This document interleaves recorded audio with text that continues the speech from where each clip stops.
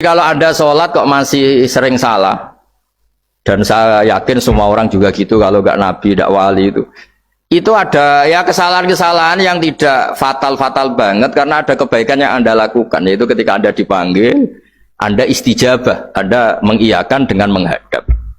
Ya itu sudah bagus. Nah setelah menghadap ternyata disuruh apa itu tidak nurut. Disuruh apa gak nurut itu satu kesalahan yang tidak mengganggu poin pertama tadi, Anda menghadap.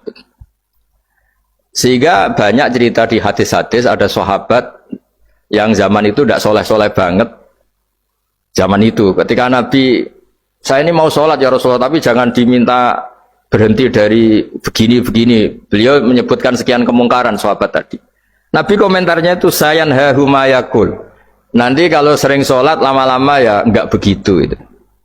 Nah ini kelirunya kita sebagai manusia.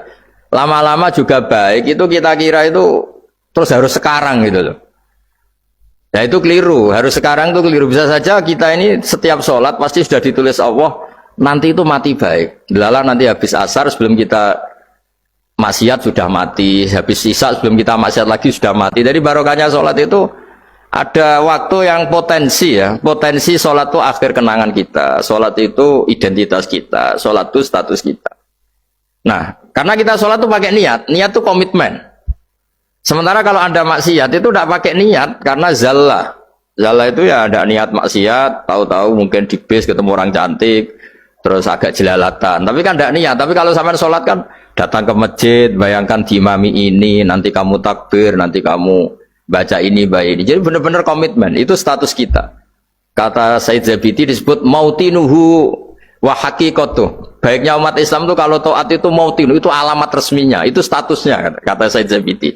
Tapi kalau dia maksiat itu zallah, zallah itu kepleset.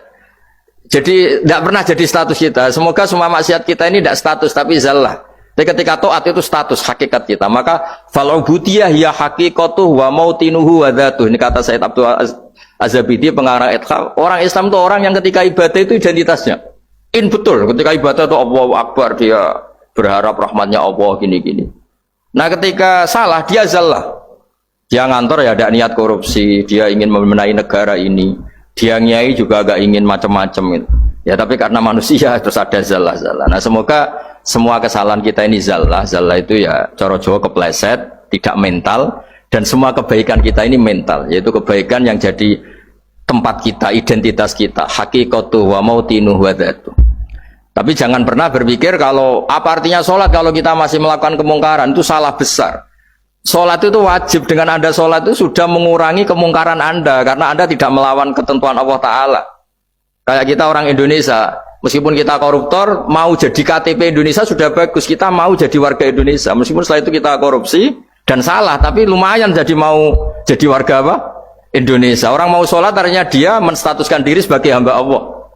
Teken kontrak, kalau saya ini hambamu ya Allah, anta robbi, iya kana butuh, iya kana stain. Soal salah ya salah aja, yang sama. Kita tetap warga Indonesia meskipun kita salah, meskipun kita koruptor, meskipun kita salah, tetap aja warga Indonesia yang berhak mendapat jatah makan meskipun di penjara, meskipun apa. Sama, kita ini hamba Allah, yang mengakui kalau Allah itu Tuhan, kita hamba. Dan barokahnya pengakuan itu insya Allah di cerita-cerita syafaat, kalau kita dosa atau apa insya Allah dapat syafaatnya Rasulullah SAW, karena kita tidak pernah lari dari status kehambaan. Ini yang harus dipegang, makanya status kehambaan ini nggak boleh hilang. Kita harus sering bilang Robbi, Robbi, Tuhanku yang merawat aku, yang memberi aku.